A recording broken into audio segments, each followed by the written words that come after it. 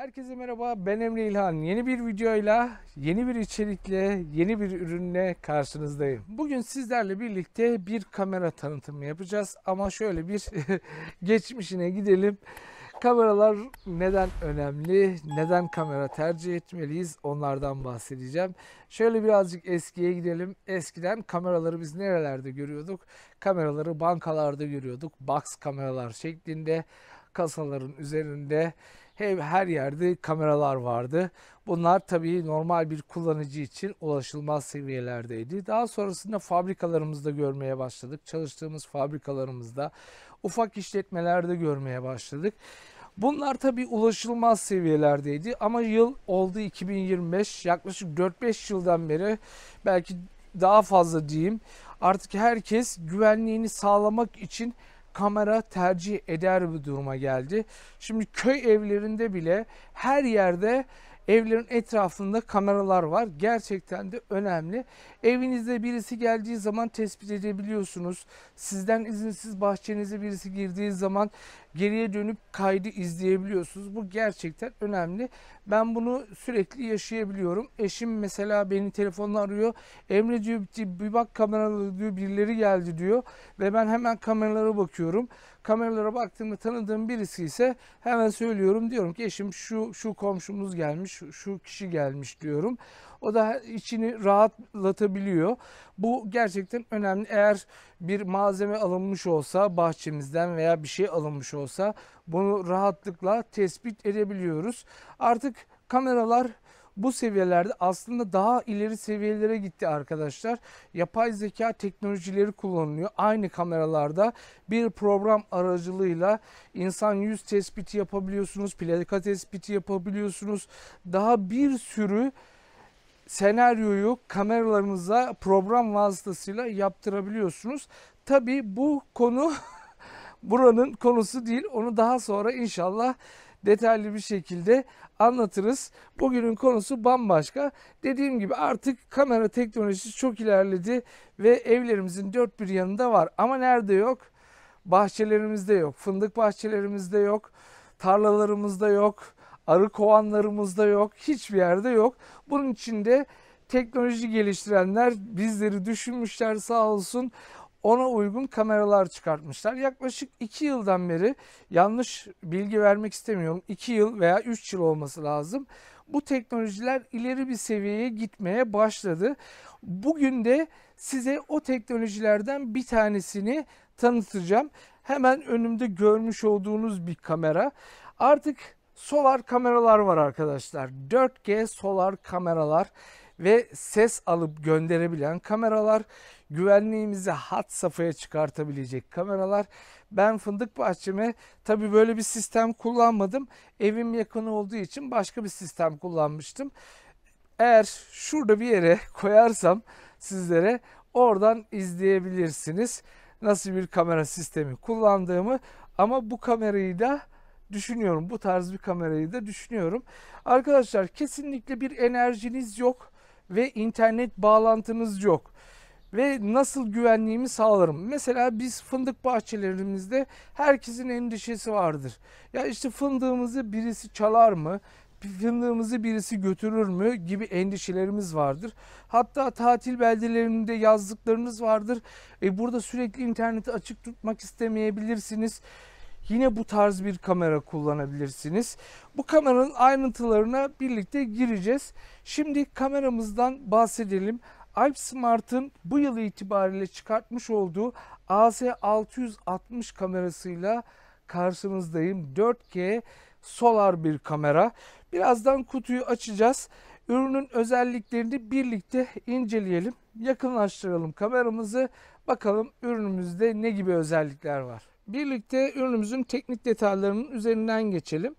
4 megapiksellik kameramızın bir çözünürlüğü var. Objektifimiz ise 4 milimetrelik bir geniş açıya sahip. 20 metre etkili bir mesafeli kızılötesi ışığımız var. Hemen kameramızın önünde beyaz ışıklarımız var. Şurada görüyorsunuzdur. Bunlarda 2 wattlık ve 8 metre etkili bir mesafesi var. Dahili bir mikrofonumuz var. gürültü azaltma teknolojisine sahip 2 watt yüksek kaliteli bir hoparlörümüz var. 4G bağlantımız var. Tabi bu internet için gerekli. Pır algılama mesafemiz 0 ile 10 metre arasında. Pır algılama açımız 120 derece. Bulut depolama ve micro SD depolama seçeneklerimiz var. Eşleştirmeyi ise QR kodu ile yapabiliyorsunuz. Maksimum 128 GB'a kadar destekliyor. Hafıza kartı, güneş panelimiz ise 8 Watt, pil kapasitemiz ise 7800 mAh, lityum iyon bir pil var. Onun dışında güç kaynağı güneş paneli artı dahili lityum pil güç kaynağı ile sağlayabiliyorsunuz. Ürünün ağırlığı da 620 gram. Şimdi birlikte ürünü açalım. Ürünün içinde neler var bakalım. Kutuyu açalım. İçinden neler çıkıyor birlikte inceleyelim. Hemen şöyle bir kullanım kılavuzumuz çıkıyor. Nasıl kullanacağımızla alakalı ürünümüzün e-mail numarası yazıyor. Burada teknik özellikleri tekrardan anlatılmış ve Alp Smart uygulamasını nereden indireceğimizi gösteriyor. İster Google Play'den, isterseniz App Store'dan indirebiliyorsunuz QR kodunu okutarak. Bu şekilde de ürünle alakalı kurulum detayları mevcut, kullanım detayları mevcut. Bunu hemen kapatalım. Diğer detaylara geçelim. Burada ise bir yapışkanlı sticker çıkıyor. Bunlar ise montaj için kullanabilirsiniz. Montaj yapmak istediğiniz yere yapıştırıp üzerine vida deliklerini açabilirsiniz. Bu da bu şekilde. Bunu kenara koyalım. Hemen bizi ilk karşılayan 8 wattlık bir güneş panelimiz. Şöyle göstereyim, gayet güzel, ufak, şık bir panel. Şöyle Type-C bağlantılı, Type-C, Type-C artık nasıl adlandırmak isterseniz. Bunu da kenara koyalım. Şöyle bir plastik bir cımbızımız var. Bu büyük bir ihtimalle hafıza kartını takmak için olabilir. Şimdi yanlış bilgi vermeyeyim. Hemen yine şöyle bir Type-C USB bir kablomuz mevcut. Onu da kenara koyalım. Burada ise güneş panelimizin bağlantı aparatı var. Bunu beraber birazdan takacağız. Görürsünüz. Hemen şuraya onu da koyalım. Ve kameramız. Şöyle kameramızı çıkartalım. Kameramızda görmüş olduğunuz gibi şu şekilde Wi-Fi diyorum. Şu şekilde ise antenlerimiz mevcut. Wi-Fi dediğime bakmayın, Wi-Fi ile alakası yok. Çünkü Wi-Fi ile kesinlikle bu kameraya bağlanamazsınız. Mutlaka 4G ile bağlanmanız gerekiyor. Kameramız görmüş olduğunuz gibi bu şekilde gayet şık. Malzeme kalitesi de çok güzel. Şu önündeki görmüş olduğunuz çıkıntı ise pır. Bununla alakalı birazdan detayları paylaşacağım. Burada da görmüş olduğunuz gibi gece renkli bir görüntü görmek istiyorsanız bu ışıkları yakıp gece renkli görüntü elde edebiliyorsunuz.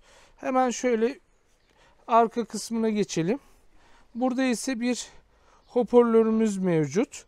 Mikrofonumuz hemen ön kısımda. Şöyle ufak bir deliğimiz var. Şöyle kameramızı çevirelim. Hemen şurada ise bir plastik yer var. Burayı açalım. Ben daha öncesinde sim kartımı takmıştım. Hafıza kartımı da takmıştım. Burada ise bir reset tuşumuz var. Umarım görebiliyorsunuzdur. Şarj yerimize gelecek olursak hemen güneş paneli bağlantı yerimiz. Hemen şu kısımda bir Type-C bağlantımız var. Şurada ise on-off tuşumuz var, görüyorsunuz. Bir led göstergemiz var. Burası da bu şekilde. Hemen kapatalım. Görmüş olduğunuz gibi ürünümüz bu şekilde. Şimdi ufak birkaç detaydan bahsedeceğim. Daha sonrasında kameramızı müsait, uygun bir yere kurulumunu yapalım. ve gece gündüz kayıtlarını yapalım. Daha sonrasında tekrardan sizlerle birlikte kameramızı değerlendirelim. Genelde bu tarz kameralarda görmüş olduğunuz ama belki ne işe yaradığını bilmediğiniz bir özellikten bahsedeceğim. Hemen şurada önünde görmüş olduğunuz bir çıkıntı var. Bu çıkıntı nedir? Hareket algılama pırı. Bu kameramızda 120 derece açıyla 10 metre mesafeyle hareketleri algılayabiliyor ve bu hareketleri algılayıp işlemcisine iletiyor ve o işlemcisi de kameradaki görüntüyü kaydetmeye başlıyor ve sizin telefonunuza anında gönderiyor. Bu özellik neden var? Neden sadece bu kameralarda var?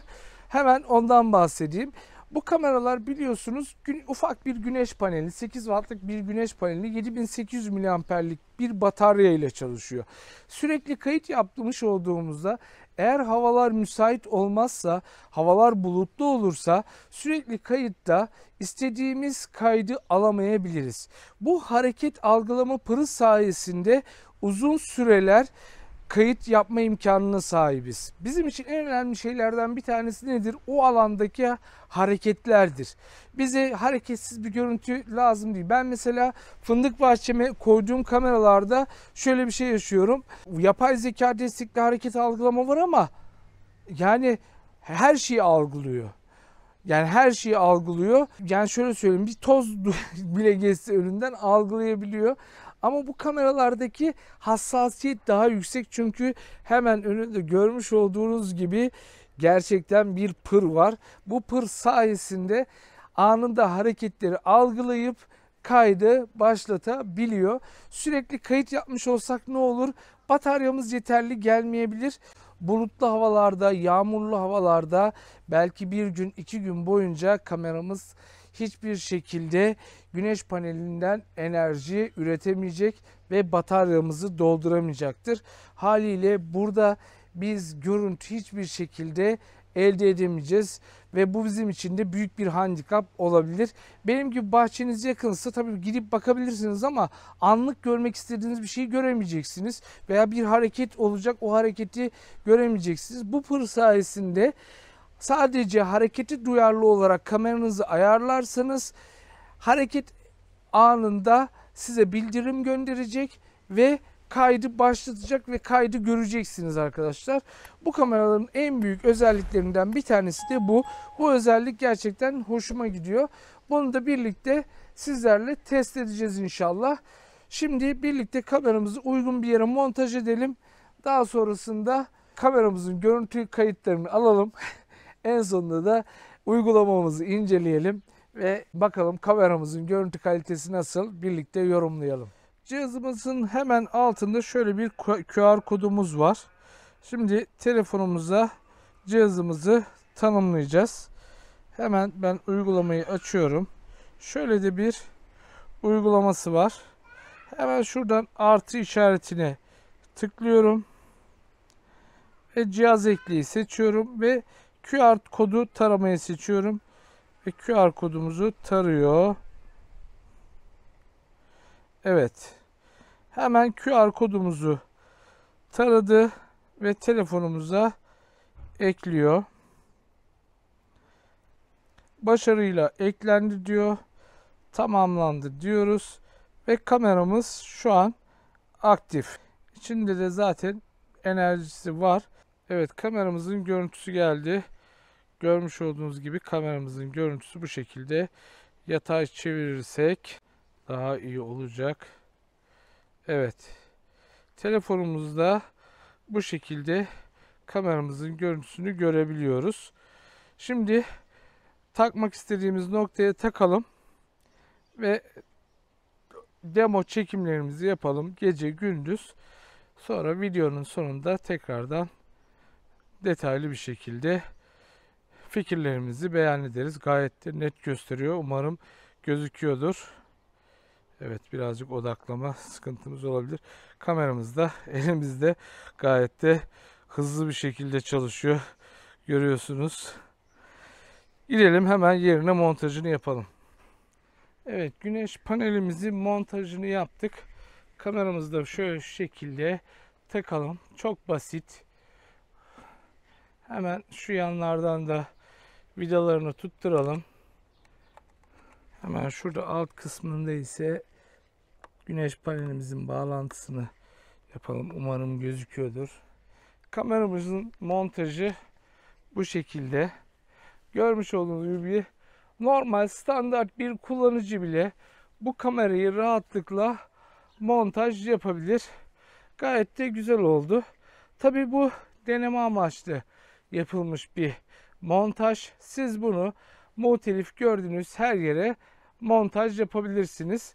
Tam güneşi alan bir nokta. Paneli istediğiniz gibi ayarlayabiliyorsunuz şu şekilde.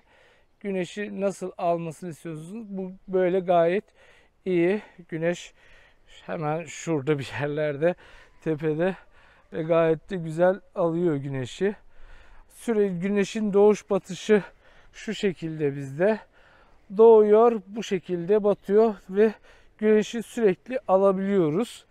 Bu kamera için de bu yer çok uygun. Şimdi kaydı başlatalım. Hem sürekli kayıt yapalım, hem harekete duyarlı kayıt yapalım. Bakalım nasıl olacak. Şimdi uygulamamızı açtık ve kameramız burada. Kameramıza tıklayalım ve biraz bekliyoruz. Birazdan görüntümüz gelir. Evet, görüntümüz geldi.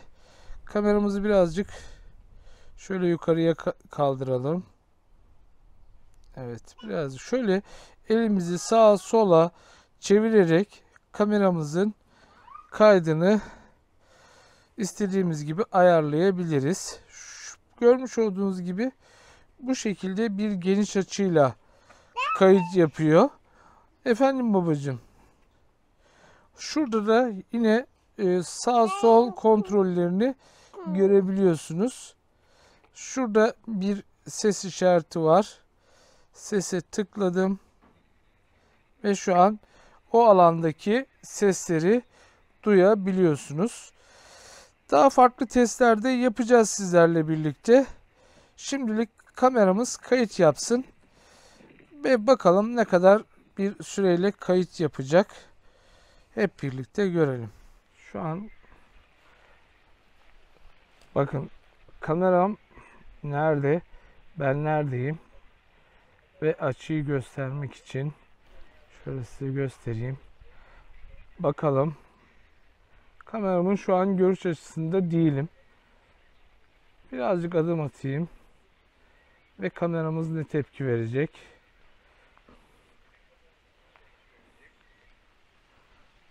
Evet. Kameramız dönmeye başladı. Şu an beni takip edecek. Ve siren çalmaya başladı kameramızda. Ve ben hareket ettikçe kameramızda dönüyor. Görüyorsunuz. Ve siren de çalıyor. Bu görüntüyü de kaydedeyim size. Evet. Hem telefondan, uygulamadan kaydediyorum. Hem de kameramdan. Evet, sirenimiz çalıyor. Duyuyorsunuz. Ve kameramız da beni takip ediyor.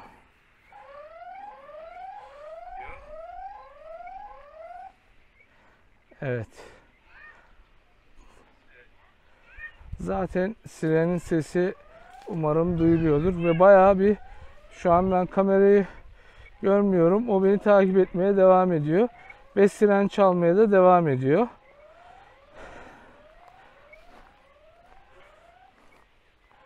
Tekrardan alana girdim.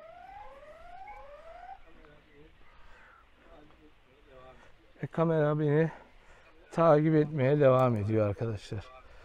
Bunu aynı zamanda uygulamadan da kaydediyorum. Şöyle yan çevireyim.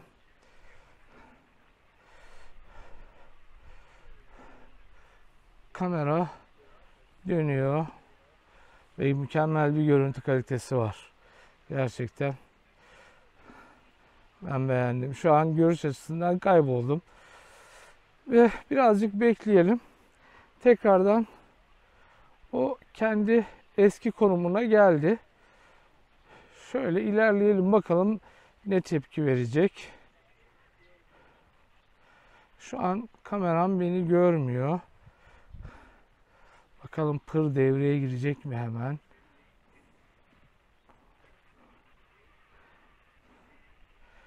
İlerledim. Ve kameram bana döndü direkt. Hareketi algıladı.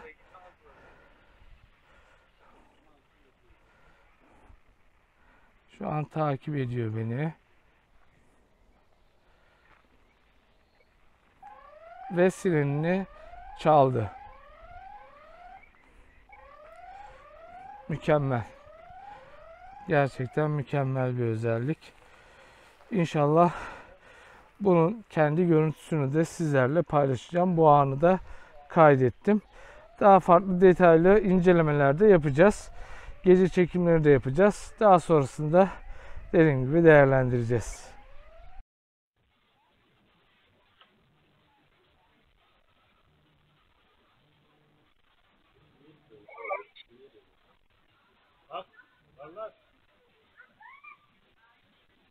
Ne yapıyorsun? Bitti mi işler? He? Gelen oldu mu? Gelen oldu mu bugün? Çekiyorlar mı? Çekiyorlar mı? Yapma ya. Bu büyük dalları. He? Ne diyorsun? Gideceğim, dur daha şimdi indik. Demek ses alıyor.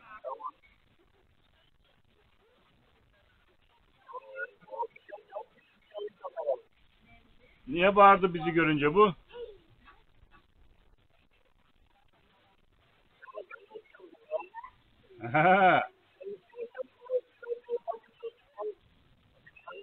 Ne yapabilirsin?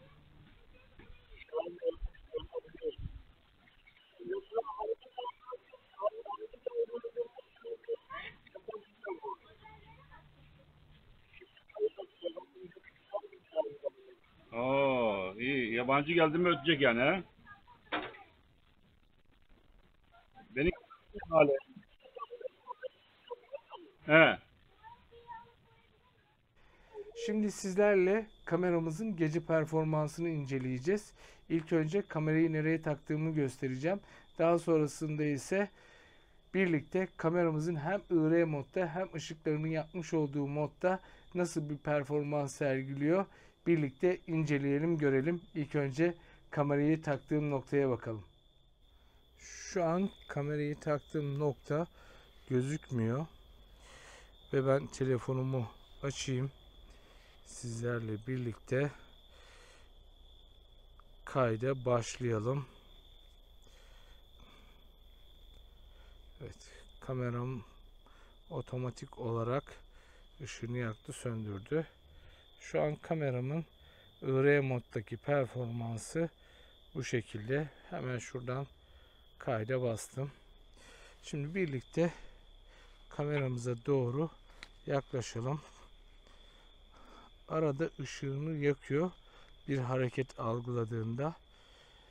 Hatta şöyle yapalım. Siren çaldırmayı da aktif edelim.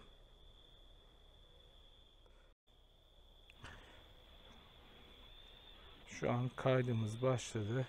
Siren çaldırma da aktif bir durumda.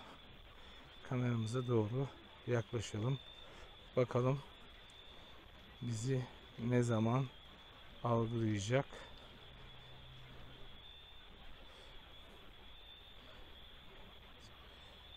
Şöyle göstereyim. Kameranın görmüş olduğu yer. Bunu yine zaten paylaşacağım sizlerle. Oradan bir kedi geçiyor. Ben kediyi hiç görmüyorum. Evet, yaklaşalım. Kedi durdu. Evet. Kameramız tam kamerayı tuttuğum yerde. Yaklaştım. Şu an kendimi görmüyorum. Şu an kameranın açısına girdim. ve siren çalmaya başladı. Ve şu an kamera beni takip ediyor. Işıkları o kadar kuvvetli ki şöyle kendimi döndüreyim.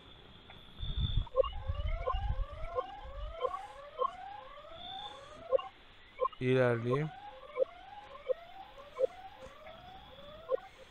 Kameranın açısından çıkıyorum. Hala beni takip ediyor diyor.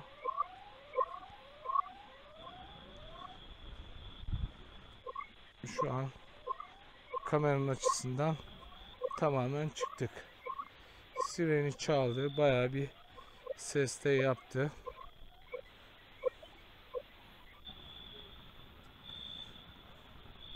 Şu an IR moduna geçti kameramız. Bizi görmüyor. Şimdi sizlerle birlikte kameramızın gece performansını test ettik.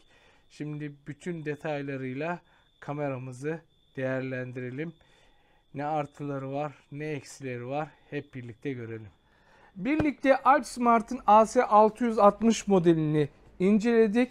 Yaklaşık bir aydan beri bu kamerayı test ediyorum. Kameranın gece görüntüsü, gündüz görüntüsü, nesne takibi, mikrofon kalitesi gibi özelliklerini birlikte test ettik. Şimdi kamera hakkında sizlere yorumumu aktarmak istiyorum.